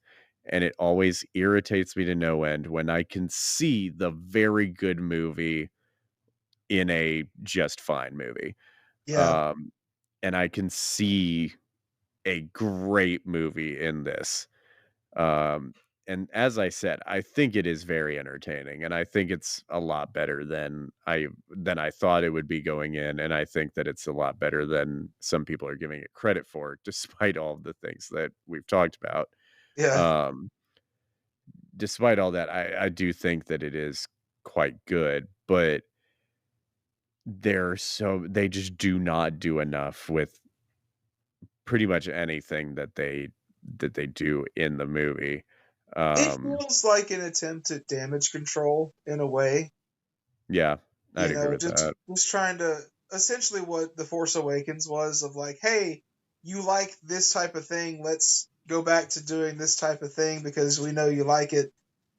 And it's just, miss me with that. You know, it's not really beneficial. It's not that it's bad. I think it's better done than any Star Wars sequel movie is. But uh no, it's like, I heard a commentator during an Arkansas Razorback game in the middle of the season. They had been on a losing streak and then they played an easier team, and they said that was a get right game. This feels like a get right movie, Mm, but like in a not so good way. It's not like we're actually successfully getting right. It's just like, let's try and bring everybody. It feels like we're just trying to get back on the audience's good side, which there's no quicker way to get on an audience's bad side than trying so hard to just make them like you. You know, that's fair. That's a good point. you have to be likable rather than just trying to make them like you. There is a difference, and I think that this movie makes that mistake. I think it could have done worse in making that mistake, For sure. but I think this movie does ultimately make that mistake, and it's unfortunate that it does because it could have done so much more. It's a little bit too safe in a lot of ways. but it's not some terrible movie. It's just not what it really needs to be. Well, and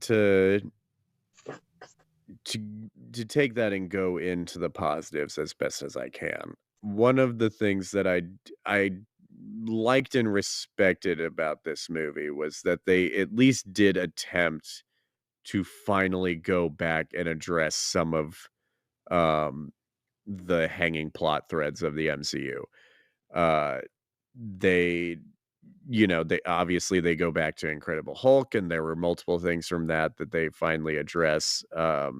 True. She-Hulk had addressed Abomination prior to this, but they, finally bring in Sam Stearns as the leader. They never call him that, which I was kind of disappointed by, but Yeah, they um, only use his legal name, Sam Stearns.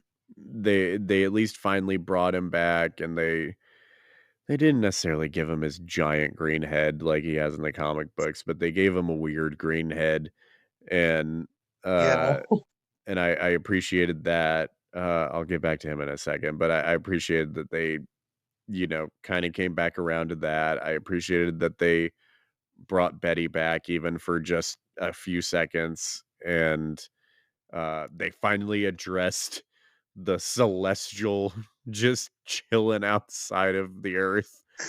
um they finally addressed that, and um yeah, I just appreciated that they at least attempted to do something with those. There are still, I think, plenty other loose threads that they could do stuff with in the MCU, but there's also still just plenty of new stuff that they can do and just try to right, move us forward. But for sure. um for this one, I appreciated that they were also uh it, it- not to retread back to the negatives, but um they maybe didn't necessarily pull it off super well, but I appreciated the attempt at bringing in these old threads to push Sam forward. Yeah, um I appreciated that attempt, and I thought that while I was watching the movie, especially, I think that they mostly pulled that off. Um, yeah, and I like I said previously, I like the action overall. I think the first action scene, the opening, not necessarily the opening scene, but the opening action scene and the fight with Red Hulk, I think those are the best uh in the movie. that's fair. Um at least for me. And it's, it's not about how you start, it's how you finish, but they started and ended strong, at least as far as the action goes. I also loved the performances overall. I think, as we already said, Harrison Ford and I forget the actor's name again, but the actor who plays Isaiah Bradley, I think that they did a lot with not a whole lot. Um, That's true. That is true. Everything that I was intrigued about or loved about President Ross, I think largely comes from Harrison Ford's performance. Every bit of sympathy and just overall tragedy that I felt for Isaiah Bradley comes from his performance. Yes, As much as I didn't necessarily love Joaquin, I think that the actor did better with what he was given than a lot of other people would have. I would agree with that too. Because he also was not necessarily given a whole lot. One little nitpick with him that I did have though, uh, in the comic books, Joaquin is like 17. Um, Oh, really? and so it makes sense for him to have this more youthful and kind of like naive and cocky energy and all of that. Like that all made sense to me. It They did not make the age gap very clear to me throughout the movie. I thought they come across as a lot closer in age than I think they're supposed supposed to. Um, I would because agree with that. I ended up checking it afterwards. Joaquin, the actor who plays him, is in his 30s, and then Anthony Mackie is in his 40s. Um, Okay. there's I think the total gap that I saw was a 14-year age gap. Um, that which in a way can make sense, but when you get to the part where he's like, I wanted to be you as a kid, that I love the scene and I love the moment, and I think that it adds a lot uh to the overall story, especially for Sam. Yeah. Um, but it it was at least a moment that I was just like, wait, how old are you? And how old is Sam at this point? Yeah. The that you're saying, oh man, when I was a kid, I wanted to be you. I'm like, aren't y'all like maybe 10 years apart? But uh yeah, Yeah. I don't know. I think they could have made that at least a little bit more clear, but I still thought that Joaquin did a pretty good job, because it's also in a very different way. It's a it's a tough act to follow Chris Evans as Captain America. True. Um, it, it's a it, it's a it's got to be a lot. And Anthony Mackie has even said that um, he's felt the pressure to follow up his Steve Rogers Captain America. He's felt that pressure, and um, in a very different way, I think the actor playing Joaquin also has it's also a different level of pressure to be the new sidekick to Captain America. Yeah. Um, and I think overall he did a pretty good job. Um, and I even think that the actress who played uh, Agent Ruth did as best as she could with what she was given. I just don't think that she really needed to be in it by the time it was all said and done. Yeah. I mean, all the performances were good. All the performances were good. To me, it's the writing and the directing that is bad, because you can't outact bad writing, and you can only do so much to outact bad directing. But ultimately, what actors can do to save a project, I think this entire cast ultimately did everything that they possibly could, and I think the movie is better for it. So props to all the actors in what they did. Um, I will disagree with you about the best action scenes, Mm, because my favorite action scene is the when they're at Celestial Island and they're flying, because I was just happy to see Sam in some actual air combat. We get a little bit of it, that's fair. just barely in other parts of the MCU, but we don't get nearly as much as we got in this movie. And we saw what that wingsuit can really do in the air, because one of the things they bring up in Winter Soldier is that he's a pilot. Right. He's not an on the ground soldier, he is a pilot. So most of what we've seen him do is work on the ground, and the suit up to this point has just been a mode of transportation. Now we have aerial combat with it, and I really appreciated it. I really enjoyed it. And I loved that whole battle sequence. That's fair. Yeah, that's, to me, that was the biggest thing. Also, more in terms of the action, and this goes more into the opening sequence, um, or the opening battle sequence. I don't know if you noticed this. There are some moves that Sam does that are definitely borrowed from Steve Rogers. Oh, for sure. Some of those jumping kicks and things like that. I really appreciated that, because I was like, oh, that's some original Captain America stuff right there. He's learned. It's just a nice little touch. It's not a big thing at all, but it, to me, it makes a world of difference. I liked that little amount of subtlety, and it's not just him copying the Steve Rogers Captain America in combat. He's definitely doing a lot of his own fighting as well, but he has picked up some things, and I just really appreciated that. Well, and I did appreciate I appreciated the subtle nods to Steve's fighting style. I did also appreciate the new stuff that he brought to it. Yeah, The main thing being when he like kicks the shield at somebody.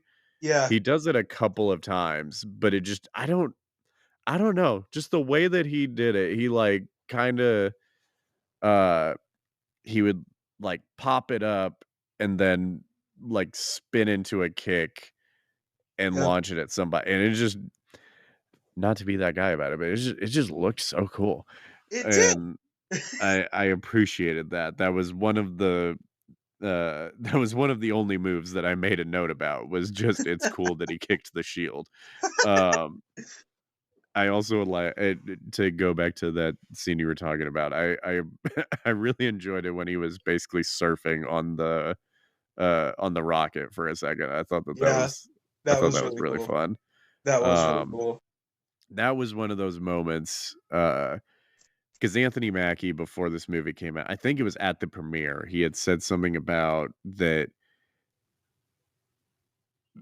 because I think they asked, like, "What would you say for the people that have been, um, maybe giving this movie some grief before it even comes out and all of that?"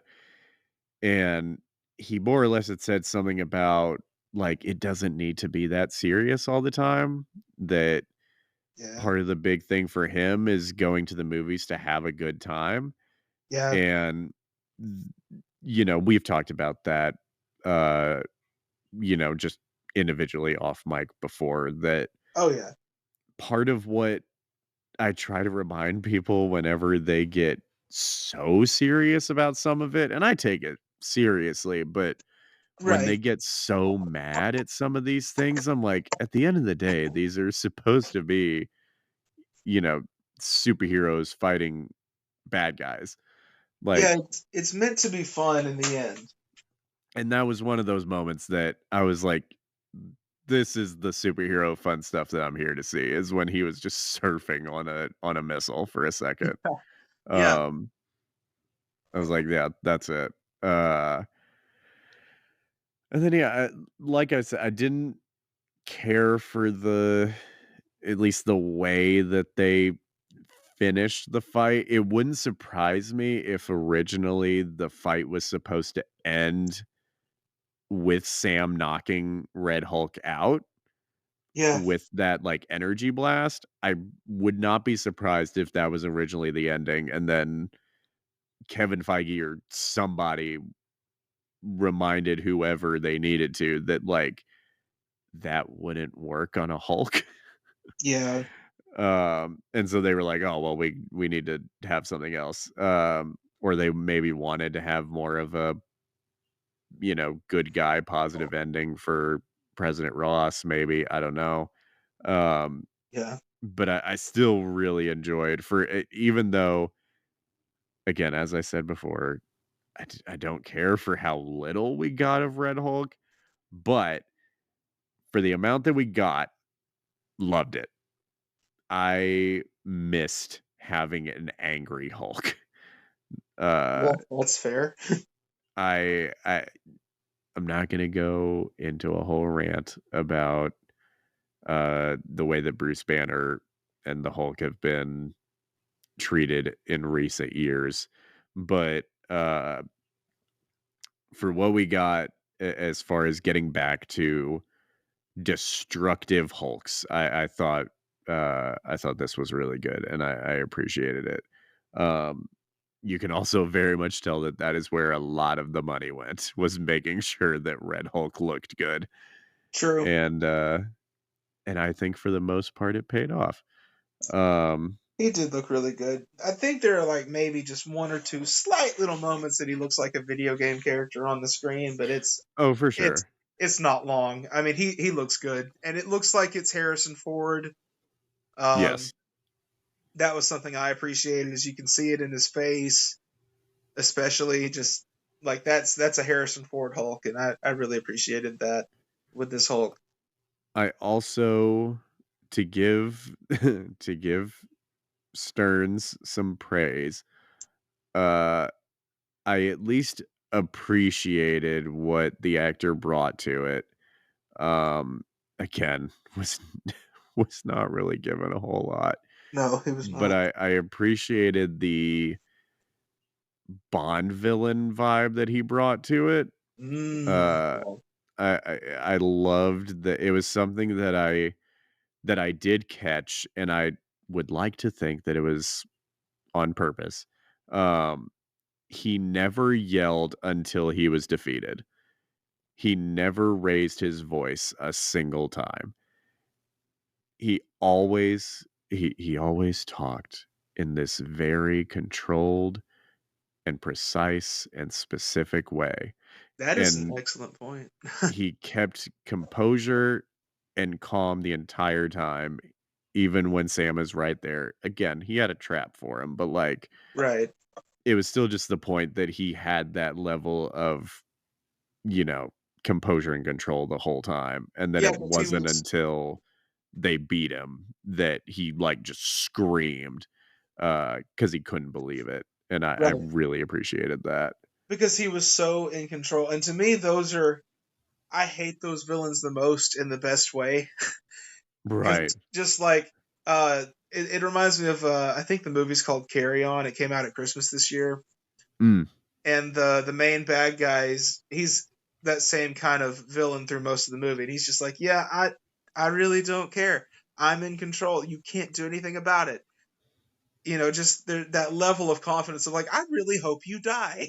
Just that's that's fair. that's what I like about villains like that because I hate them so much. I Because definitely felt that in this one. yeah, he's definitely got that. Of just like, I really hope somebody kills you, but ultimately they don't. They lock him away in the raft. But it's nice to see when he loses, just because he's so undefeatable throughout most of the movie. And it was one of those that I appreciated that again, they could have gone further with it, but for what we got, I appreciated that um that parallel of Stearns being so in control the entire time versus Ross wanting to control everything. Yeah, And while he's doing that, he is really in control of nothing. The entire movie. yeah, including And himself. including himself. And then it's you know, I might have just talked myself into liking the way that they end that fight a little bit, at least a little bit more, because that is sort of the one moment of control that he really has. The That's a good entire point. movie was when he caught the flower and then Yeah, uh when they're untransformed and all that. untransformed and put himself in the raft and everything. So That's a good point. I might have talked myself into liking it at least a little bit more. Still don't love it, but at least for It could have been executed that, better because they could go further with it. yes. Um, but for at least what we got and what I've been able to think about it afterwards, I like that and I appreciated it. Um, again, I also did really like Sam in this movie. Yeah, Uh, Again, they don't they they somehow didn't give the titular character enough to do. Um, yeah, but I did one thing that I have been telling everybody after seeing this was that Sam had the most realistic responses to everything that was happening. And that's a good point. a couple of them were one of them was when he sees Stearns for the first time and he sees this weird brainy head and he just goes, "Oh shit." And Yeah, like it's not a like oh or anything like that. It's not over the top. It's just very straightforward, just like, "Oh shit," like gross.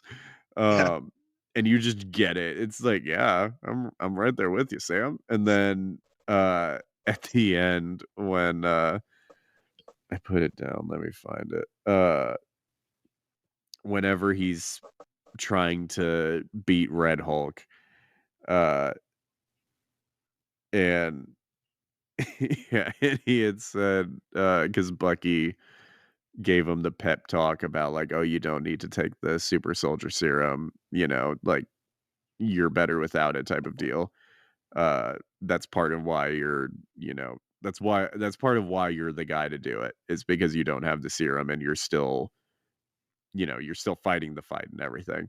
Right. And uh he gives him that little pep talk, and then at one point during the fight, Sam's just like, Bucky's full of shit. I should have taken that serum. I'm like, Yeah. yeah, that's fair, man. That's Yeah. that was very real. Yeah, I also just love I mean, obvious as we've talked about, they should do it, but just I love that people just referred to him as Cap during the Yeah. movie. It wasn't one of those that they like shied away from uh giving him the same respect and same title. Yeah. Like, oh no, Steve's Cap. You're Captain America, but he's Cap. Right. In my mind, I'll still refer to Steve as Cap, but Right. I I mean, that's kind of ingrained. I mean, if I'm referring to Sam as Cap, I'm probably gonna say Sam Cap or Cap Sam. right, You know, my brother Morgan calls him Captain Falcon, of course, naturally. just because. But, you know, But yeah, I just appreciated that it was like, yeah, like people are behind him. The yeah, entire movie wasn't just about him gaining that respect. There was still that level, like there was still that idea that he needed to still get some people's respect, I think it would but have. I there think it were would have people been that a. are coming around to it. Yeah, I think it would have been a major improvement if he had to learn to respect himself as Captain America, Mm, because they don't really do anything with that. As much as I like Sam in this movie, I would argue he doesn't really have enough flaws, and that to me would be a major flaw that would work wonders for him as a character, especially in this film. But they I didn't know that do that. we normally end on more positive notes, but to attempt to bring us to a wrap up, one of the final things that I'll bring up that you're to piggyback off of you. So as we mentioned, President Ross essentially starts the movie with asking Sam to restart the Avengers.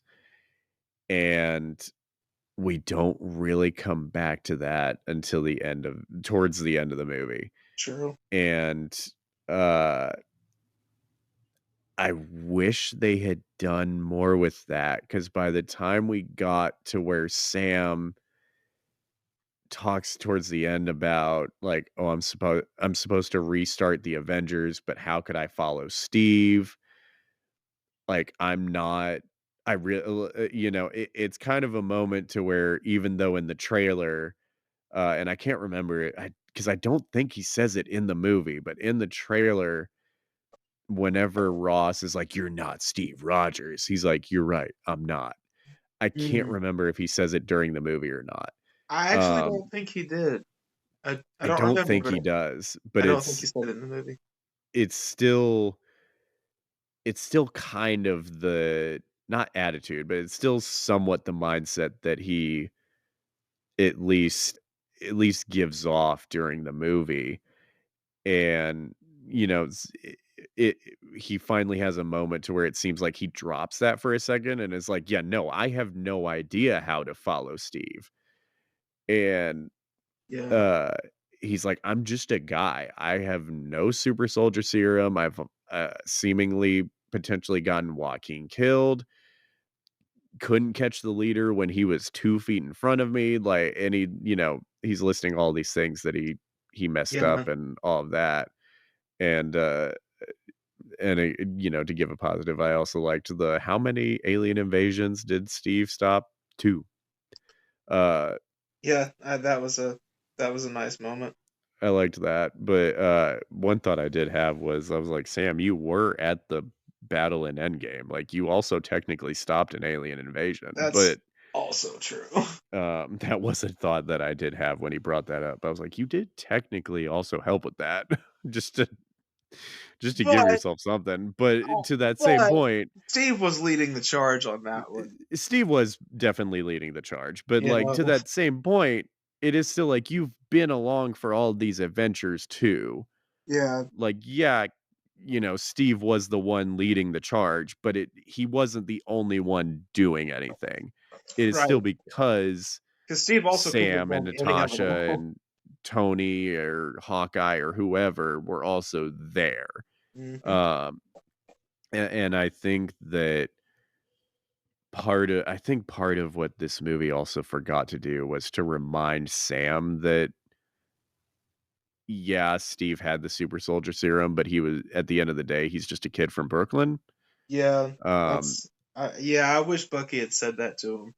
I think the movie forgot to remind Sam of that as well. Yeah, To also give him uh that hope that like yeah, no, this is why Steve chose you to be the next Cap. Um but I wish that there was more of this movie where we were focusing on Sam struggling with that idea of being not just being the next Captain America, but like I've never really dealt with the same problems that Steve did, at least to the same extent that he did. yeah, Because I feel like that's supposed to be part of the whole like, oh, now you fought a Red Hulk. So like, yeah, you're good.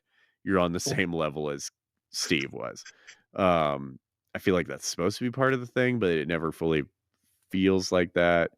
Um, I just really wish we had done more with that because I had told you that uh like they don't really bring it up again until the end of the movie, and then when he's like, I'm supposed to restart the Avengers, but I don't know if I can do that or if I'm the right guy for it. I was like, oh, that's supposed to be your character arc of this movie? yeah. Like, I genuinely did not know that that was supposed to be a struggle he was having throughout the movie. Yeah, Um, they don't focus on it. I mean, that's the unfortunate thing is that there's not enough for Sam to really wrestle with internally. You know, he doesn't go through much of a character arc. right. Ultimately, he just comes to the conclusion that the world needs the Avengers. He tells Joaquin that at the I end of would the love movie. to know who he is supposed to be recruiting There's or also who he that. It's plans on trying to recruit. I would love to know who that is. yeah, because they don't give us any information on that, and the rest of the MCU doesn't give us information on that either. So that's gonna be just whatever it ends up being. But yeah, I mean, Sam just he doesn't really have enough to do as his own character. Yeah. Because the other thing with it is that, like, yes, Sam has been here for all of this time, but we haven't seen him go through that many changes as a character. He's just been around. You know, Sure. That's a good point. we've not focused on his character up to this point. And previously we didn't need to. He wasn't quote unquote a central character. He's not one of the original six. Right. You know, he's He's the the sidekick. yeah, he's the sidekick. He's not going to have a whole lot of focus on him until now it's him in the limelight. And so now suddenly we need to focus on him. And in my opinion, he's just not written well enough that we successfully did that. That's fair. To again attempt to wrap this up, we normally rank things out of 100. What would be your final thoughts on the movie along with your score for this movie? Overall, despite its flaws, it's actually a really good movie. It's a lot of fun. I definitely recommend seeing it. I'm hoping it's a sign of good things to come. And I think that my score would probably be like a 60 to 65 out of 100. You know, Mm, it's certainly not great, but it's not bad. The ending to me feels out of place, but it's not enough to ruin it. It's just a matter of like we don't really know where we're going, so this is how we're going to finish it off, and it's very much a trying to wrap it up in a bow when you don't know how to tie to me. So, but overall to me it's a 60 to 65. Definitely a lot of fun. Uh I think pretty much anybody could enjoy it. Solid. What an analogy with the bow tying. That was pretty good. I like that. Thank you. I appreciate Um, that. yeah, to piggyback off of that, I think just about anybody could enjoy it going into it. This in terms of that, this feels very classic MCU. You don't necessarily have to have seen all of the movies. It would help to have seen Incredible Hulk. Um, Yeah. but I wouldn't necessarily say you have to have seen it. Um, but I feel like if you just go in to have a good time, you will have a good time. And yeah, I think the performances are pretty solid from top to bottom. I think it's pretty great action throughout. And yeah, like as Bryce said, despite its flaws, I know that that was more so the focus this time around than the positives. Um, Despite that, I do overall have more of a positive outlook on the movie than a negative one, and I definitely want to watch it again. I don't know if I will see it in the theater again necessarily, but um a lot of the other projects I haven't necessarily felt the need to rewatch. But this one I definitely want to rewatch as soon as I can, even if that's when it's available on Disney Plus. But with that, it has definitely dropped since I walked out of the theater. But I think as it currently stands, my score would probably be a 68. Mm. And yeah, I would still that feels still like a lower number than I would even want to give it, but yeah, just from our conversation and everything, some of the flaws do stand out a little bit more as time goes on, but I'm hoping that upon a rewatch it goes back up again. Um, but yeah, with that, where can the people find you, Bryce? So, for those of you who don't know, I am also a stand-up comedian. Also a founding member of the improv group with Carson, not on probation anymore. Whoop whoop. Uh, yeah, and we're hopefully going to be getting to work with that very, very soon. But in terms of stand-up comedy, you can find me on YouTube. If you search Bammed Up Comedy, that is BAM''D-up comedy, like stand-up, but Bam.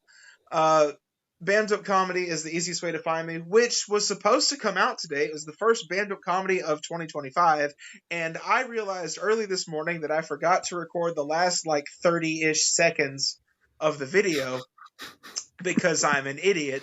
So I have to go back and shoot that, which it's going to take. Full disclosure, folks, it's going to take me longer to set that up than it will to actually record it. I'm so upset, but that's besides the point. Hopefully that will come out sometime tomorrow, probably shortly after this does. And that's typically on Mondays. This week it'll be Tuesday. I do Things Bryce Thinks About on Wednesday, Bam News on Thursday, and Funny Friday, which is just a street joke on Fridays. I'm on YouTube, on TikTok, Facebook, Instagram, Twitter, and Threads. And I would appreciate it if you guys follow me. And I really hope that some BAM people will be going to Fun and Bummer to listen to this podcast because it's a whole lot of fun. Really appreciated having you on, Bryce. Thank you again. I know Of that it course. was very last minute, It's all good. but it's appreciated, and I think it was a really good conversation. And I will definitely include at least a couple of those links in the descriptions when these get uploaded, so Much that y'all appreciated. can go and subscribe, comment, share, all of the things. Fun and Bummer is also finally on Apple Podcasts as well as YouTube. So please be sure to go like, share, and subscribe to us as well on there. We are also on Facebook, and we'll be working on just getting even bigger from there. But for now, hope y'all enjoyed it, and we will see y'all next time.